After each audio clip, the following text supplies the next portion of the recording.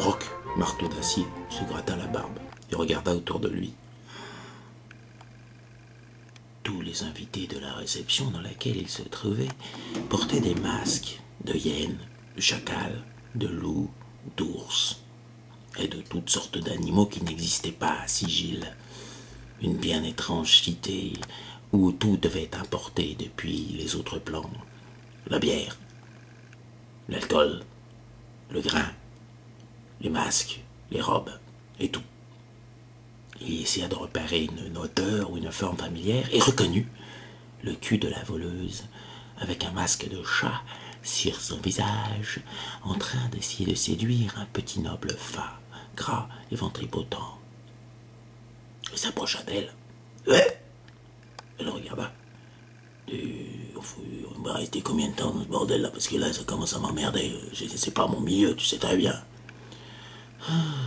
Fit-elle.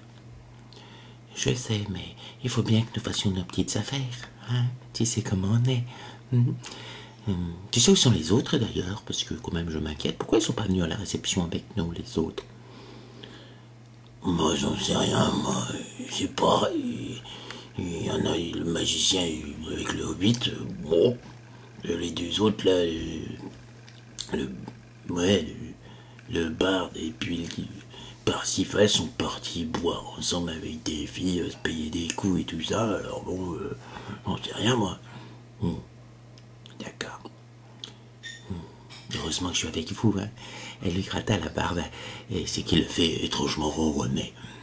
J'étais là tous les deux à ronronner lorsqu'ils aperçurent Hjortgupar, le paladin, avec deux femmes à ses bras, à chaque bras, les rejoindre. Les amis, leur fit-il, d'un ton amène et assuré. J'ai trouvé ces deux demoiselles qui sont en détresse et qui ont besoin de notre aide au plus vite. Elle ne fit pas de problème. Et même, je pense que Alizé, en désignant la voleuse qui s'appelle Alizé, c'est son surnom, va pouvoir donner un coup de main, un plan à 5, ça vous dit les gars. Le paladin regarda le nain. Non, il ne s'agit pas de sexe, mon ami. Il s'agit de ces deux jeunes femmes qui sont en détresse. La voleuse glissa un petit mot à l'oreille du paladin.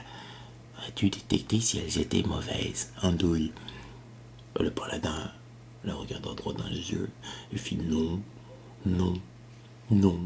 Des jeunes filles comme ça, je vais pas m'embêter à voir mon regard, à me concentrer pour savoir si elles respirent le mal. Velez insista en lui serrant les couilles. Regarde quand même, on sait jamais. Le paladin se concentra, regarda la jeune fille à sa droite, regarda la jeune fille à sa gauche. Évidemment, la voleuse avait parlé au paladin dans une langue qu'il pensait que les deux jeunes filles ne comprenaient pas, une langue ancienne que parlent les voleuses, qui ont été bien éduquées, et les paladins qui sont allés à l'école. Et le paladin constata que ça semblait aller. À droite et à gauche. Évidemment, il ne pouvait pas détecter le bien, c'était un paladin. Et puis un petit signe d'assentiment à la voleuse, mais tout a l'air d'aller bien. D'accord.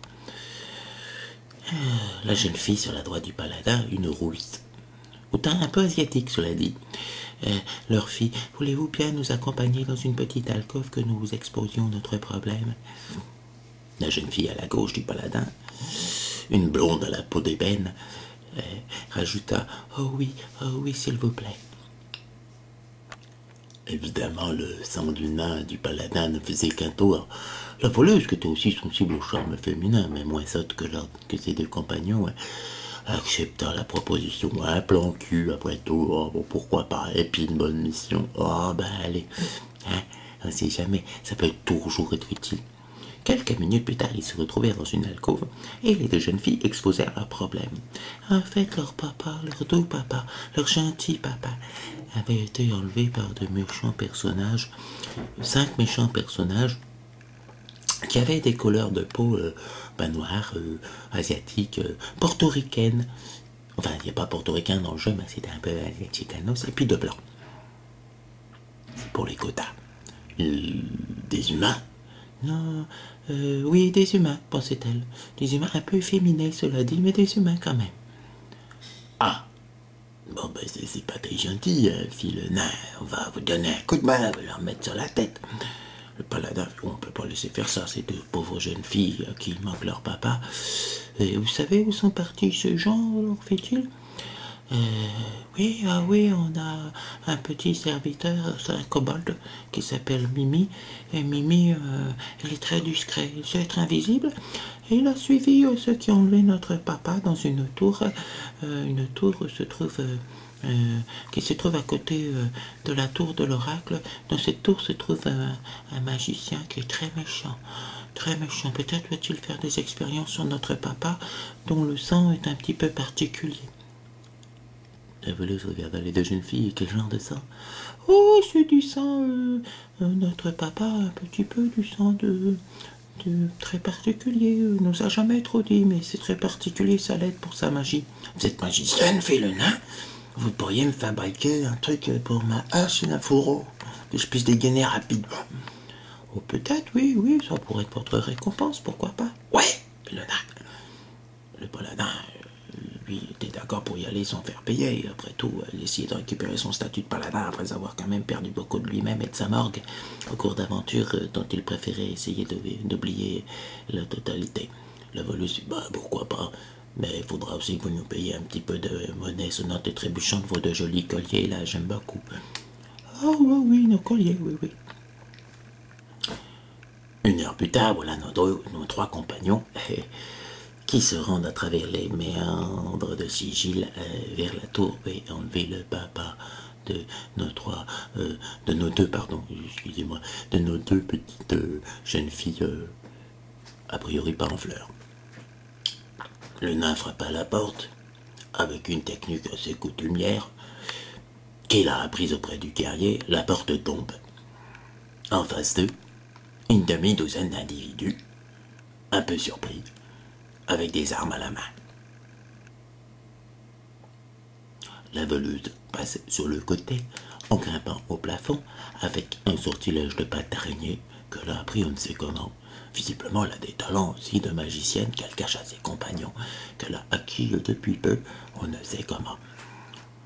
Le nain charge dans le tas, très droit, tout droit, vers les plus grosses cibles, et le paladin se demande si quand même faudrait peut-être pas mieux utiliser le plat de son épée, parce que, après tout, on sait jamais, et on n'a pas le temps de poser des questions. Pif paf, poum, padaboum, pif paf, le nain abat deux de ses adversaires, pipi. Le paladin en assomme deux autres, et la voleuse, sans scrupule, fait un sourire un peu trop prononcé au niveau de la gorge des deux derniers. Le paladin regarde ses compagnons, les engueule, hein. C'est vrai que quand même c'est toujours chiant quand on se bat et on peut avoir le choix de pas tuer les gens, mais non, mais qu'est-ce que vous voulez? Et les voilà tous les trois qui, quand même après s'être un petit peu engueulés, montent à l'étage. Ouvre la porte à la technique naine aux guerrières, la porte tombe et se retrouve en face d'un ange. Le paladin reste bouche bée lorsque l'ange lève son épée de lumière et charge sur eux en disant sa vengeance. J'ai vu dans l'œil de l'oracle, je sais que vous allez briser les 7 sceaux qui vont réveiller la bête, qui va dévorer le panthéon. Mourrez. Hein? Fit la voleuse, aussi un peu surprise. Quoi? Le nain, lui, évidemment, réfléchit pas, il fonce. Par Moradine, par toute sa barbe et par tout ce qui est possible, et tape sur l'ange. Et la voleuse, voyant qu'il y a une opportunité, je lui dis, bon ben voilà, c'est difficile, on est gentil, mais enfin bon, serre là mon masque sombre, tout ça. Hop, une petite tenaille sur l'ange, et cric-crac. Et le paladin, lui, non, quand même, il reste bloqué, on frappe pas des anges quand on est paladin, ça le fait mal. Grosse bataille, le nain perd la moitié de sa barbe, c'est qu'il le rend fou. Oui, un coup d'épée là qui écrase la moitié de sa barbe. Alors là, je passe les détails un peu gore. Mort de l'ange. Tranché en deux, en divers endroits de son anatomie, et collecte du nain sur l'ange de diverses parties de l'anatomie de l'ange. Hein. Les dents, les couilles, tout ça. Il ne faut pas couper la barbe d'un nain. Le paladin se gratte la tête, fait bon sang, bon sang, bon sang, bon sang. Mais qu'est-ce que vous avez fait? C'est un ange! Les trois compagnon regarde un petit peu autour d'eux, dehors du cadavre de l'ange. Il voit une porte qui vient de se refermer, comme il y a tant de portes à Sicile. Le cadavre d'un humain, bien vêtu de sa personne.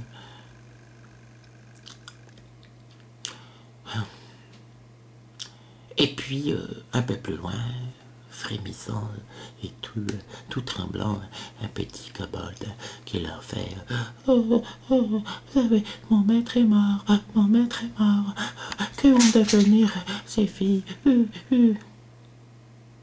Ça, c'est vrai, que vont devenir ces filles Le nain regarde ses compagnons. Bon, on peut pas toujours te faire un plan à sac, non? Après tout, ils vont hériter. La semaine prochaine, les conséquences pour un paladin, un nain, une voleuse d'avoir tué un ange.